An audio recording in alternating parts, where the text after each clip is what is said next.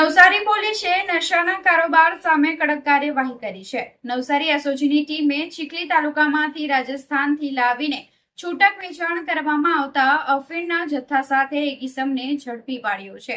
પોલીસે આરોપી પાસેથી 154.26 ગ્રામ અફીણ સહિત કુલ રૂપિયા 1.22 લાખથી વધુનો મુદ્દામાલ જપ્ત કર્યો છે। નવસારી એસઓજીને મળેલી ગુપ્ત બાતમીના આધારે 29 મે 2026ના રોજ હેડ કોન્સ્ટેબલ વિનોદભાઈ લાલજીભાઈ અને કોન્સ્ટેબલ રાહુલભાઈ ભવાનભાઈને માહિતી મળી હતી કે ચીખલી નહેર સામે આવેલી શ્રીદેવ અરિહંત ટ્રાવેલ્સ નામની કરિયાણાની દુકાન સામે એક શખ્સ અફીણ વેચી રહ્યો છે। આ બાતમીના આધારે એસઓજીની ટીમે તુરંત દરોડા પાડી આરોપીને રંગે હાથ ઝડપી પાડ્યો હતો।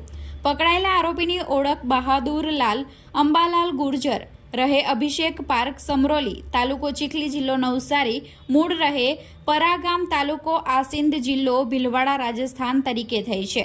આરોપીએ કબૂલ્યું છે કે તે મૂળ રાજસ્થાનથી અફીણનો જથ્થો ગુજરાતમાં લાવી અહીં છૂટક વેચાણ કરતો હતો।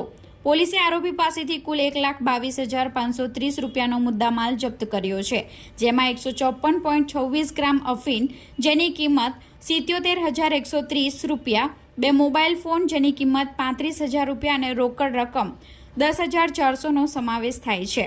આ કેસમાં અફીણ સપ્લાય કરનાર રાજસ્થાનના ભીલવાડા જિલ્લાના કરેડા તાલુકાના કરાડિયા ગામના રાજુ ગરાડિયા નામના શખ્સને વોન્ટેડ જાહેર કરવામાં આવ્યો છે।